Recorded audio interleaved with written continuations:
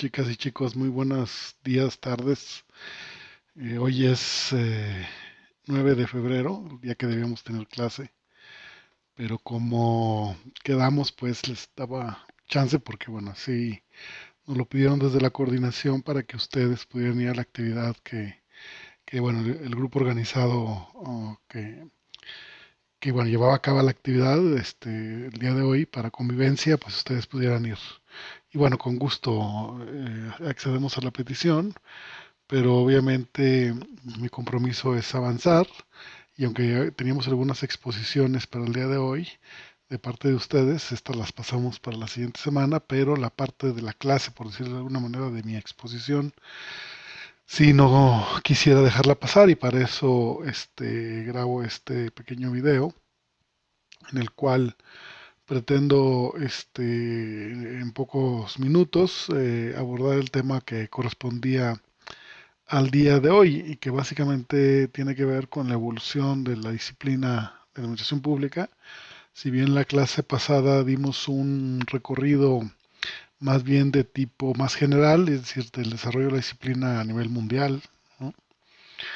Cómo surge la administración pública como disciplina en Europa y en Estados Unidos principalmente.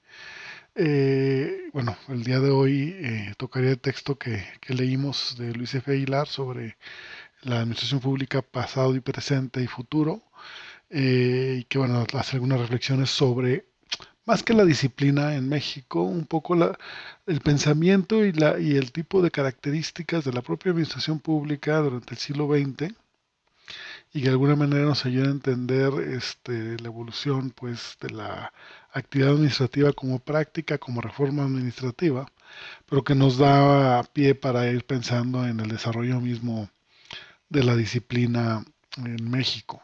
Entonces, pues bueno, brevemente algunos apuntes sobre la lectura. Voy a poner esta forma de visualización de mis apuntes, ¿no? Que como bueno, hemos venido trabajando, lo hemos hecho con mapas mentales y bueno, en este caso no es la excepción.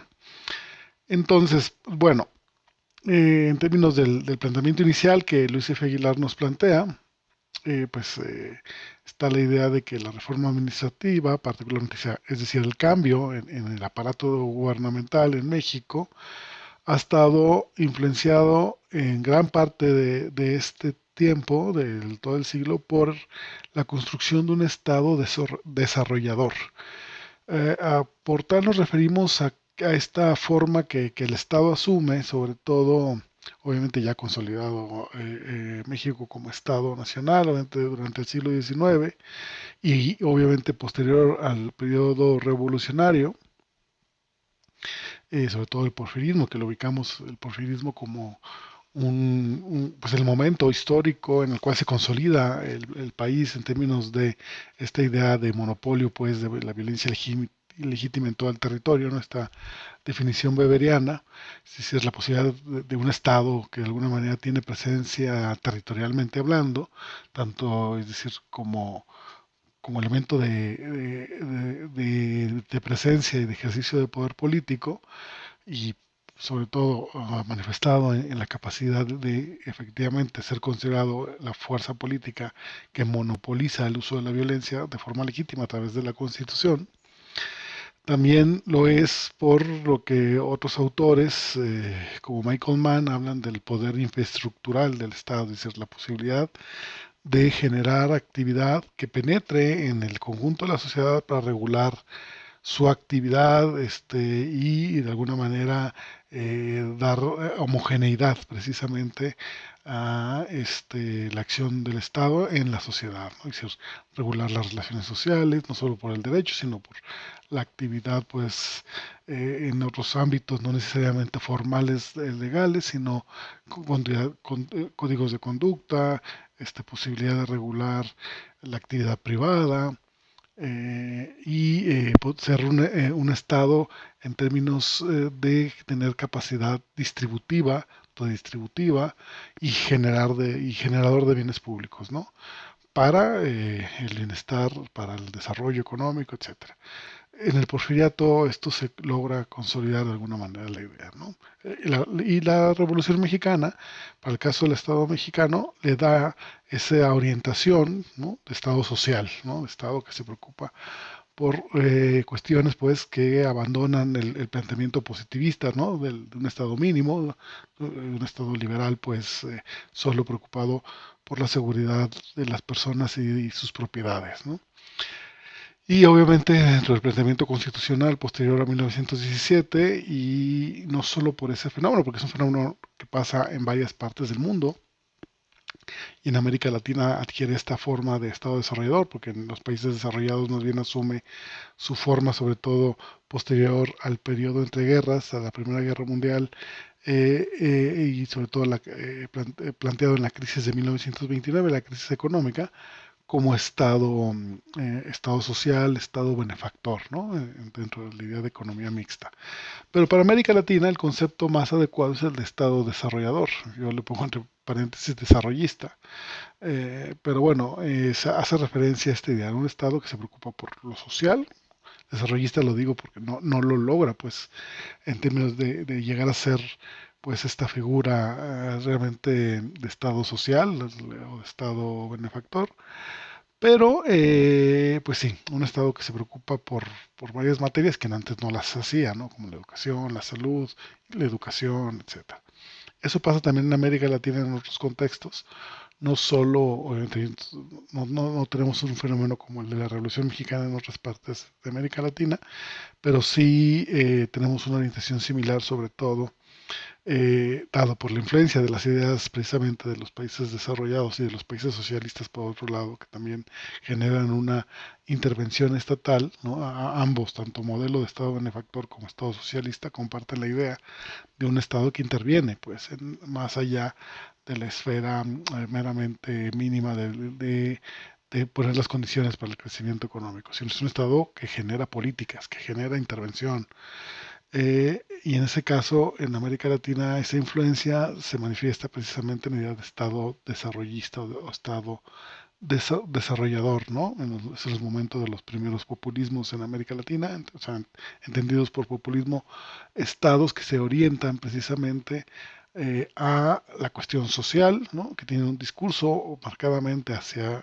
lo social, por lo cual obviamente el concepto de populismo que actualmente adquiere otros matices, me refiero pues a esta idea que inclusive genera, por ejemplo, para el caso mexicano, una política de masas, ¿no? Una política de interrelaciones entre Estado y sociedad a través de cierta organicidad, sobre todo a través de relaciones de tipo clientelar en algún sentido, corporativistas, ¿no? Que bueno, en México es muy claro, sobre todo en el periodo de la política cardenista para adelante. Entonces, bueno, a eso me refiero de alguna manera y comparte con estos rasgos con varios países en América Latina donde también se da este fenómeno, en Argentina, en Brasil, en Chile, etcétera, en varios países de América Latina, Colombia, Venezuela misma, etcétera, que se genera ciertas características que, bueno, de hecho iría ampliando en lo que llamamos la primera etapa del conjunto de reformas administrativas. Entonces, lo que tenemos pues precisamente es el predominio de una estrategia donde la administración pública está orientada al desarrollo, pero que llegó al grado eh, de la ineficiencia. Ahí disculpen un poco como lo redacté con mi tableta, ahí tiene algunas palabras que no se entienden pues en el contexto de este planteamiento, pero la idea es que si llega a tal grado de la orientación, sobre todo hacia el final de los años 70, en una idea de un Estado que habrá crecido tanto que procuró muy poco a la conservación de la idea de eficiencia, con un planteamiento de derroche importante y de desprestigio, por lo tanto, ¿no? Entonces, en este planteamiento, Luis F. Aguilar nos dice que las debilidades administrativas ubicadas durante gran parte del siglo XX mexicano, pues lo vemos en un planteamiento de inestabilidad de objetivos, ¿no? De la propia administración, um, donde vemos descontinuidad de las políticas y los programas, una reinvención constante de, de la gestión, cada nueva administración, cada ciclo pues de cambio de gobierno y una distribución de cargos con criterios políticos principalmente, más que en términos de una consolidación de una burocracia weberiana pues estable, como ya también lo dice, ¿no? Dificultades para consolidar un modelo weberiano de burocracia por estas características que estoy planteando en estos 4 puntos, ¿no? Y donde la política es más importante que la propia administración, que la propia técnica. Y pues bueno, lo que él llama una mirada al pasado pasa por 4 etapas que él identifica. Una primera parte que él llama de esta orientación hacia el desarrollo de la propia administración, muy claramente, un reordenamiento hacia los años 70, 60 y 70, ¿no? Que como ves ahí, lejos de generar una estrategia distinta, más bien consolida un Estado pues omnipresente, ¿no? Es más grande y con la orientación a influir en varios ámbitos del mercado y del crecimiento económico y sobre todo de generar ciertas relaciones de tipo clientelar con los beneficiarios de los programas y hasta llegar hasta el redimensionamiento del propio Estado de los años 80 y 90, después de las crisis fiscales de los estados, como lo llama esta etapa, o lo que origina esta etapa, como lo ubica Luis F. Aguilar, y sobre todo esta idea de reorientación del papel del Estado en lo público, en este caso, sobre todo en la economía y en el planteamiento de un Estado que se hace a un lado, pues, para que actores del mercado, pero no solo, también obviamente un reclamo de democratización de la sociedad hacia la administración pública que marca este periodo. O sea, el descentramiento del Estado viene por esas dos vías, tanto por el cambio en lo económico como con respecto al proceso de democratización que en México particularmente ubicamos, aunque también estas etapas las podemos identificar en América Latina con sus particularidades, ¿no? En el caso del Cono Sur, por ejemplo, es el abandono de las dictaduras militares y el paso a los regímenes democráticos. Y bueno, un actual tránsito hacia una administración centrada en la calidad institucional gerencial, a la vez que abierta al público, al ciudadano, ¿no? El cambio del proceso gubernamental, es decir, del cambio en el proceso de gobernanza, llamado gobernanza, nueva gobernanza o gobernanza democrática, postgubernamental, y si es donde el gobierno no es el único que actúa, sino que se identifica la posibilidad de que otros actores cooperen en la construcción de lo público, ¿no? Que es el momento que nos encontramos.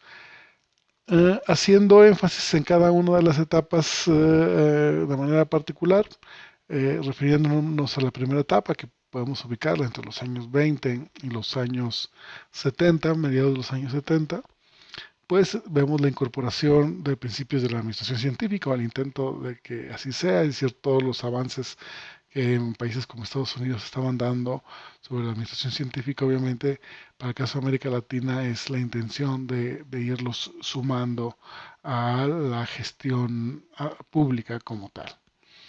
Decíamos, es una administración orientada hacia el desarrollo, que trata de lanzar, sostener, dirigir los procesos de modernización e industrialización de los países latinoamericanos desde el Estado, impulsar y sustentar el desarrollo en formato en términos económicos del modelo de sustitución de importaciones, que básicamente lo que planteaba es que habría que generar en términos un proceso de industrialización al interior de los países y generar pues un crecimiento económico basado en la producción, en la transformación de los bienes públicos que tenemos, bienes naturales, eh, las commodities, ¿no? Que lo llaman ahora de los países, para generar un proceso de crecimiento hacia adentro, ¿no? O sea, los países estaban abocados hacia adentro, hacia el desarrollo del propio país. No es una economía globalizada, al contrario, más bien cada país está tratando en América Latina de construir pues las bases de su capacidad de generar crecimiento económico, obviamente muy inspiradas en los enfoques desarrollistas cepalinos, ¿no? Las teorías de la dependencia, que obviamente son una crítica en términos de la estructura de la economía en América Latina, donde hay una dependencia hacia los países desarrollados, donde nosotros como países de tercer mundo, subdesarrollados, como quieran llamarlo, lo que hacemos es proveer solo de bienes públicos, pero no de transformarlos, ¿no? Entonces, la idea es que esa transformación suceda desde los países al generar una capacidad industrial propia como tal. Obviamente esto tiene resultados, es la etapa de mayor crecimiento económico de nuestros países como tal. Entonces lo que vemos es una acción directa del Estado, eh, creciendo en burocracia, en tamaño, pues, en importancia, en procedimientos, ¿no? Porque es la atención a varios temas económicos, sociales, etcétera, ¿no? En materia de salud, de educación, de desarrollo agropecuario, desarrollo del campo, desarrollo industrial, etcétera. Entonces la administración pública va siendo pues eco de esa demanda social por el crecimiento, por el modo de producción capitalista, y sus funciones en ese sentido van tratando de adaptarse a hacer un aporte, un apoyo a ese modelo de crecimiento económico. Particularmente se identifica pues que las disciplinas, hablando de esto, las que más aportan son el derecho constitucional y el derecho administrativo, como obviamente materias, disciplinas que aportan al entendimiento y al desarrollo y consolidación de los estados constitucionales, estados de derecho y obviamente a los procedimientos administrativos, además de la administración pues científica como lo veíamos hace rato, es decir, los principios de administración, sobre todo que ayudan a identificar procesos de presupuestación, de dirección, de control en la administración pública, ¿no? Un poco tratando de ahondar lo que significa la administración para el desarrollo, Luis F. Aguilar nos resalta estas cuatro características, ¿no? La administración pública como ingeniería social, planificación, gestión, operación de carácter técnico, como lo refería yo hace rato, es un requisito, un dispositivo clave para sostener el proceso de modernización y desarrollo, industrialización. La separación y autonomía de la administración pública respecto a la ciudadanía, ¿no? La cual inclusive hay una visión de alguna manera de la propia ciudadanía, pues como poco desarrollada, poco propositiva, y al contrario, más dependiente, es considerada, como dice, la atrasada, incompetente, ignorante de las reales raíces de los problemas, ¿no? Y de los intereses como tal. Entonces, estar separada, le tocan las acciones a los gobiernos, ¿no? Y particularmente ubica a los políticos tradicionales más bien arbitrarios, oportunistas, dispensiosos sobre todo. Luego, la idea de que esa modernización, desarrollo e industrialización es fundamentalmente un problema técnico, susceptivo de planeamiento, solución técnico, de modo que las soluciones técnico-administrativas son la forma más clara de atender las soluciones que requieren pues el desarrollo de esas capacidades, ¿no? La idea dominante de la administración pública como una actividad exclusivamente gubernamental, que solo le toca pues al gobierno, a la administración pública, que hizo nacer el concepto pues internalista, gobernista de la administración pública, que incluye la participación de la sociedad solo como parte del problema del desarrollo y no tanto como su solución, ¿no? Ya decíamos el peso de la administración científica, entonces, sobre todo para ayudar a estructurar una administración pública con estas características, ¿no? Centralización en la toma de decisiones, la dependencia directa del personal de la alta dirección, un esquema de división del trabajo según funciones separadas, el crecimiento de la línea de mando bajo la premisa de que los ámbitos reducidos de seguimiento y control del trabajo del personal, incrementaban la eficacia de la organización y diseños pues de los organigramas con líneas pues de mando muy directas, muy claras, ¿no? De control, de supervisión de arriba hacia abajo, es lo que ayuda a la eficiencia, ¿no? El establecimiento de operaciones sencillas, estandarizadas, para que se dé el cumplimiento de los principios administrativos y separación entre el personal directivo, ¿no? Ilustrado, y el personal operativo, uh, uh, pues general. El modelo entra, bueno, no en crisis, pero las principales críticas que ubicamos dentro de la discusión, más que en nuestros países, eso obviamente viene de una influencia de tipo norteamericana, viene el planteamiento de Bert Simon, ¿no? Sobre que las organizaciones no pueden tener ese control tan férreo, ¿no? Y obviamente claro de la administración en términos de un solo decisor en la cúspide de la propia burocracia que decide los objetivos y que de alguna manera al plantear hacia dónde va la organización tiene clara esos valores, esos objetivos, y como tal es posible identificar acciones administrativas que vayan directa a lograr esos objetivos. Esa es una crítica que se hace a ese planteamiento al decir que más bien la racionalidad de los actores es imperfecta, es limitada, ¿no? Racionalidad limitada, en términos de que los que toman decisiones dentro de la administración pública tienen restricciones de tiempo, de las propias reglas que dan forma a la autoridad misma o a su jurisdicción y a su alcance de su acción pública, y obviamente a la imposibilidad real de los actores al tomar decisiones de tener la información completa, de poder tener claras las soluciones. Entonces, lo que se hace a veces solo dentro de la administración pública, dentro del planteamiento de Ever Simon, es esta idea de la racionalidad limitada, es decir, de que no conseguimos lo óptimo dentro de la organización, si acaso lo satisfactorio, ¿no? Dice Ebert Simon. Eso empieza a minar pues los planteamientos. Obviamente para el caso de América Latina llega tarde este planteamiento, pero empieza a ser la semilla que va transformando el planteamiento de la forma que adquiere la reforma misma de la administración pública. Pasamos a una segunda etapa entre los 60 y los 70, donde la administración pública se subordina a la actividad política prioritaria para asegurar la estabilidad política interna pues, del Estado, del régimen, sobre todo en años donde empieza de alguna manera a despertarse ciertos reclamos por parte de la ciudadanía, y obviamente que esto en términos de lectura de los regímenes políticos, sobre todo, pues, por ejemplo, para el caso mexicano de partido único, o en otros países de América Latina con dictadores militares ya o gobiernos populistas de tipo autoritario, si es muy de caudillos, etcétera, en términos de decir pues bueno, la actividad política para evitar obviamente la inestabilidad y el reclamo ciudadano, hay que fortalecer de alguna manera el control eh, por los medios distintos, inclusive a veces hasta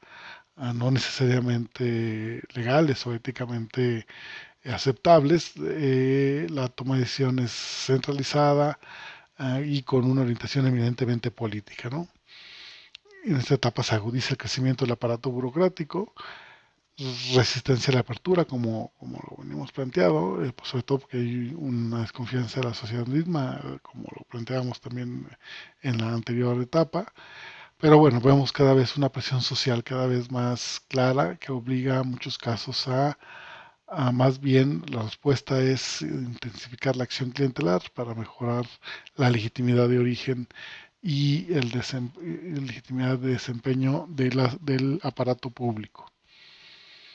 Mm, lo que vemos pues es una disfunción estatal y gubernamental que va creciendo, sobre todo una crisis de representación política, creciente de déficit fiscal, la tendencia inflacionaria que empezó también a surgir sobre todo en los años 60, 70, y la ineficiencia pues producto del crecimiento del aparato burocrático, inoperancia de los sistemas judiciales y el endurecimiento de los sistemas políticos en términos de actividad clientelar o de cooptación o de represión en muchos casos, ¿no? Sí, es la respuesta política a esa crisis.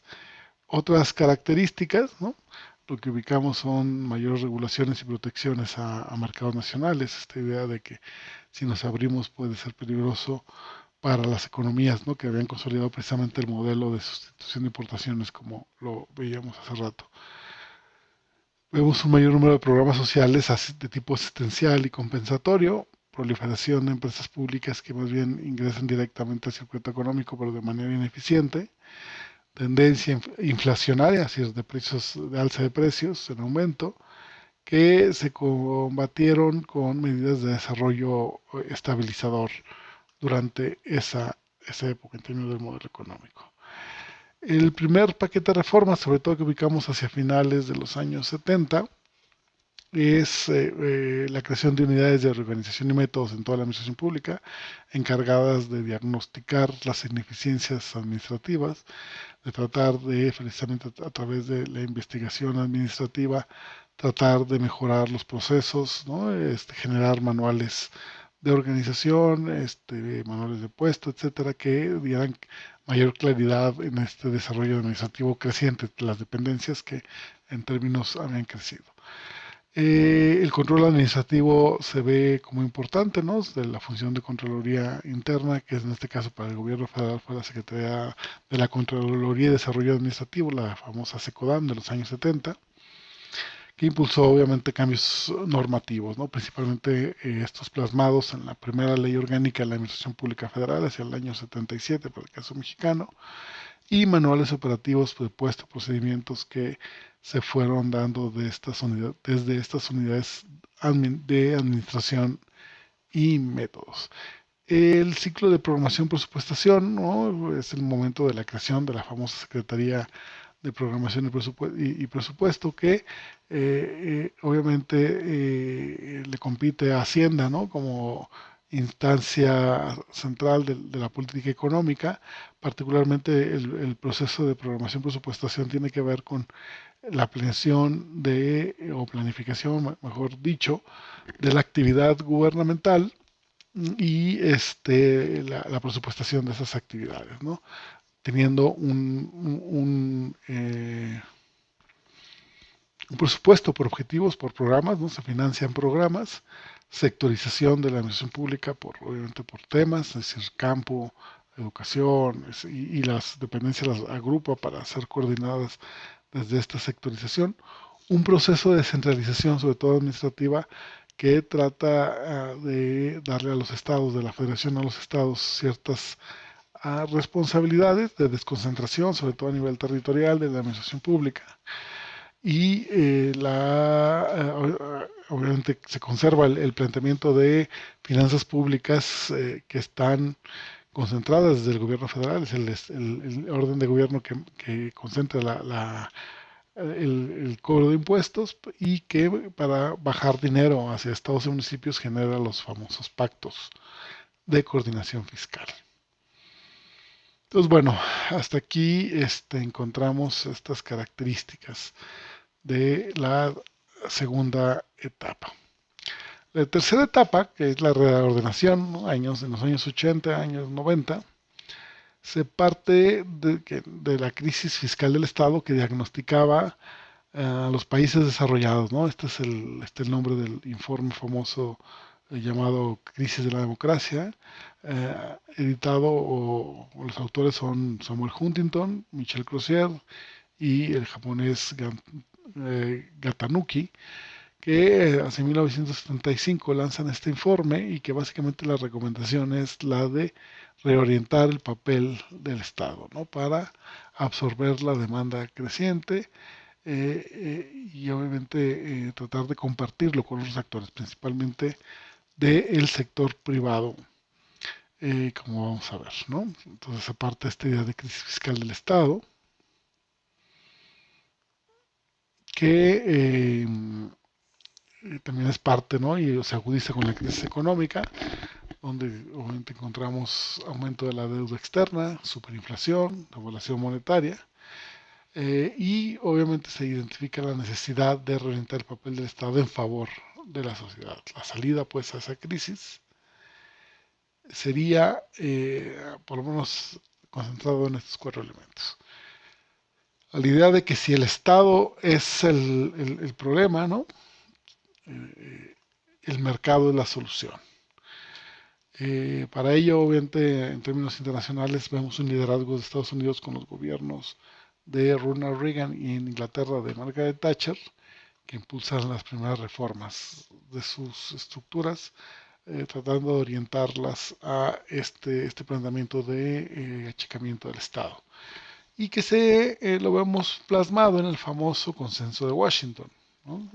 Ya habrá chance en la clase específica sobre la nueva gestión pública, identificar en qué consiste el famoso consenso de Washington. Yo nomás resalto estos pocos puntos, ¿no? Que tiene que ver con el planteamiento que los países desarrollados, en este caso Estados Unidos y Reino Unido, planteaban a través de las instituciones financieras internacionales como el Banco Mundial, el Banco Interamericano de Desarrollo, el Fondo Monetario Internacional, de reformas que fueran abonando a varios de estos puntos, ¿no? Como es la reducción del aparato público, o sea, adelgazarlo, liberalizar mercados, firmas de tratados de libre comercio, autonomía para la política monetaria, ¿no? Especificar el intercambio entre moneda extranjera, principalmente el dólar, porque veníamos pues precisamente de una situación crítica de hiperinflación y de pérdida de la capacidad de compra de la moneda nacional en este caso, ¿no? Y que se identificaba que la liberalización de los mercados y el reconocimiento de autonomía o de cierta autonomía pues del planteamiento que se estaba haciendo pues de reducción del Estado. La idea es que se generan autonomía en las decisiones, sobre todo en la política monetaria. Reorientación del gasto público con acento en salud y en educación, si es dejar de gastar en subsidios generalizados, etcétera. Política de desregulación económica para permitir que el mercado y las empresas inviertan y obviamente sea fácil la creación de empresas y por lo tanto de empleos. Privatización de empresas públicas, ¿no? Agua, energía, sectores estratégicos para que los privados se hicieran cargo de dichos, provisión de ciertos servicios con la regulación del propio Estado, o sea, la vigilancia y terciarización en prestación de servicios públicos. Es efectivamente dejar que intervengan, en este caso privados, en la prestación de servicios y no lo haga de manera directa el gobierno, es decir, dirigir, no remar, no hacerlo directamente, sino ir supervisando e ir vigilando cómo va. Entonces, bueno, paralelamente, decimos, no es solo en lo económico el mercado interviniendo en los asuntos públicos, sino que también el descentramiento del Estado, de la esfera pública, viene por el cambio político, ¿no? Por la reforma política que trata de generar, pues, en el consenso de una democracia mínima, en este caso representativa, poliárquica, ¿no? Como diría Robert Dahl, de respeto de derechos políticos y civiles, ¿no? De expresión, de organización, de poder participar políticamente, de que se respete el voto, etcétera. Es decir, estos elementos mínimos de las democracias poliárquicas también son parte de un fenómeno que va ayudando a que sobre todo la sociedad civil se involucre en los asuntos públicos, ¿no? Y entonces, pues bueno, en términos de reforma administrativa y como el cambio en la disciplina, la atención se da en la llamada nueva gestión pública como sustituta de la administración pública tradicional, basada en el planteamiento de la burocratización weberiana.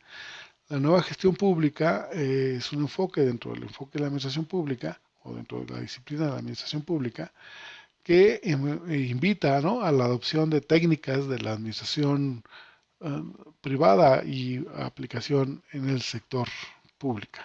Obviamente el proceso de des o postburocratización, ¿no? La idea es flexibilizar las burocracias, aunque en América Latina seguimos teniendo el reto precisamente de burocratizar en términos de constituir, consolidar servicios civiles de carrera, No obstante este planteamiento, la idea es también flexibilizar, sobre todo por los cambios que están sucediendo en términos de desarrollo tecnológico, etcétera, que posibilita pues obliga a una postburocratización, ¿no? El propio aparato.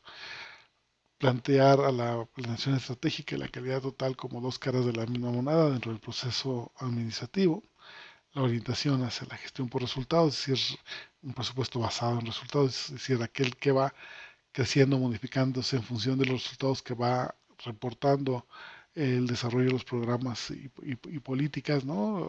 Llevadas a cabo por el gobierno y por lo tanto el presupuesto por resultados trata de tener esta orientación y la famosa evaluación del desempeño. Disculpen los errores de dedo que se me van porque este mapa mental lo hice con mi tableta y lo hacía con el lápiz y a veces no es tan fácil, se te cambia las palabras el autocorrector. O uno las escribe y te las reconoce las letras a veces mal.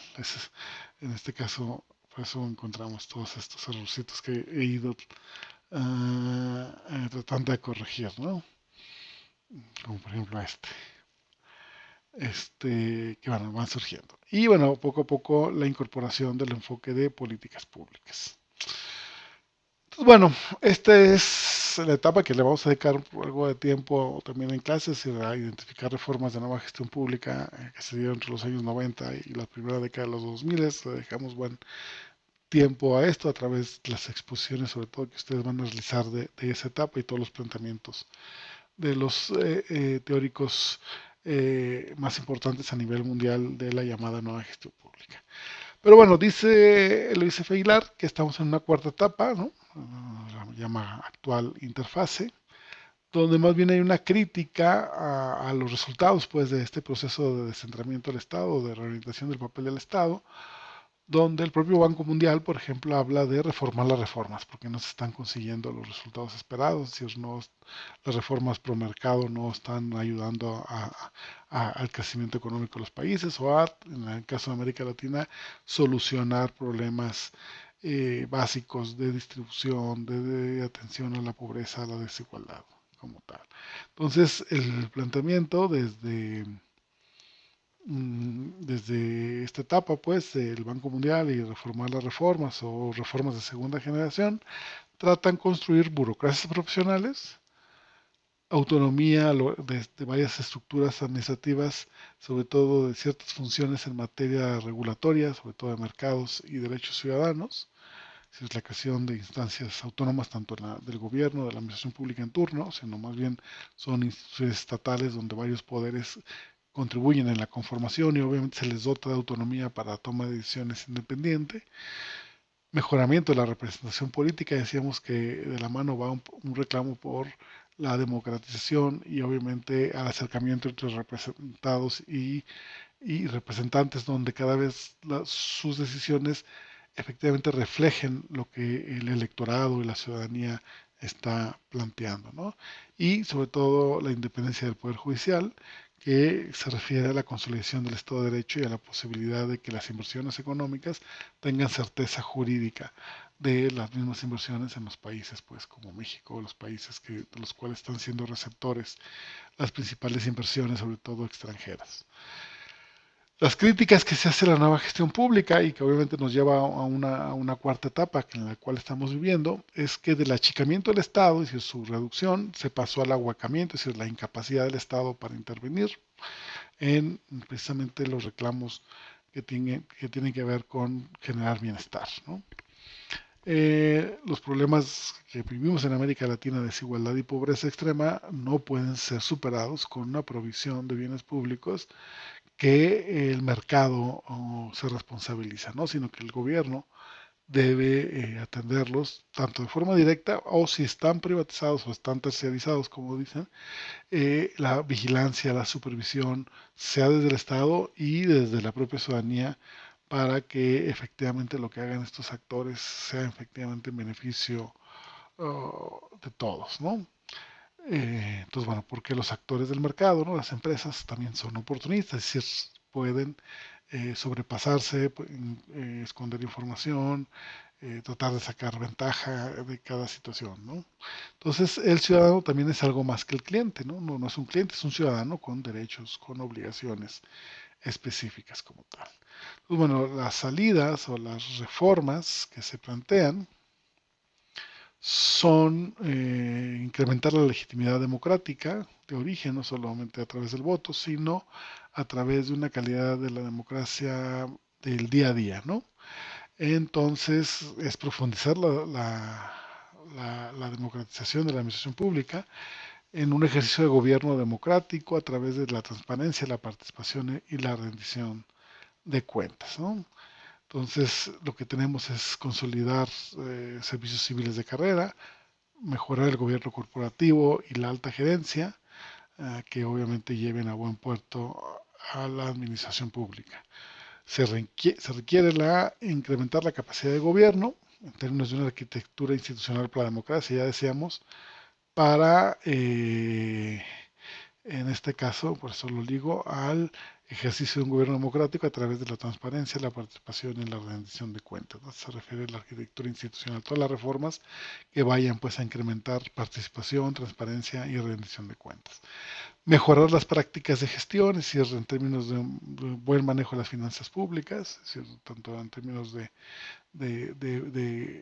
eficiencia, de información y de capacidades para que las finanzas públicas pues se desarrollen, o sea, se capte impuestos, pero también el ciudadano está dispuesto a pagar impuestos porque sabe que está gastando bien y que obviamente están siendo distribuidas a nivel territorial de los estados, municipios de manera adecuada, o inclusive darles la oportunidad de que los propios entidades a esos niveles cobren sus impuestos y manejen sus finanzas públicas. Obviamente generar incentivos al personal para que obviamente esté orientado a la productividad, al desempeño en este caso, ¿no? Y ser incentivado también para ser cada vez mejores funcionarios. Manejo de información para la toma de decisiones, ¿no? Obviamente la consideración en términos de las políticas públicas es que necesitan evidencia para que las políticas públicas, los programas en este caso, vayan modificando o vayan creándose y vayan desapareciendo, pero con evidencia, es decir, con la información que después de ser ejecutados oriente a los tomadores de decisiones para tomar las mejores decisiones en términos de sus resultados y de que se están resolviendo los problemas públicos y la instrumentación de acciones estratégicas y de mejora continua a partir de toda esa información, es decir, instrumentación de no solo la planeación estratégica, sino de elementos que ayuden precisamente a tomar decisiones de manera estratégica en desde varios frentes, ¿no? Desde los propios equipos administrativos como también desde el involucramiento ciudadano o de la cooperación con otros actores políticos, sociales a nivel, pues precisamente de la cooperación entre legisladores y burocracias o entre órganos autónomos y administración pública y la ciudadanía con todos ellos, ¿no? Y representantes políticos.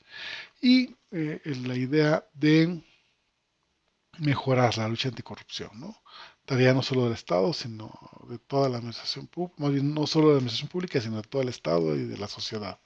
Y por lo tanto es necesario involucrar al ciudadano. Entonces, bueno, aquí hasta acá es lo que plantearía, en este caso Luis F. Aguilar, en el texto que leímos de Administración Pública, Pasado y Futuro, en el libro de Gobierno y Administración Pública del Fondo de Cultura Económica. Entonces, pues bueno, les encargo que contesten algunas de las preguntas que les voy a plantear en un breve cuestionario que voy a subir en este momento que ya va a estar en la plataforma y que de alguna manera este ejercicio ayuda, tanto este video como el ejercicio referido, ayuda pues a sustituir a la clase que bueno, tuvimos en esta modalidad el día de hoy. Entonces, pues bueno, me despido y nos vemos en la clase siguiente con las exposiciones y el tema que haya que desarrollar. Hasta luego y pues bueno, nos saludamos.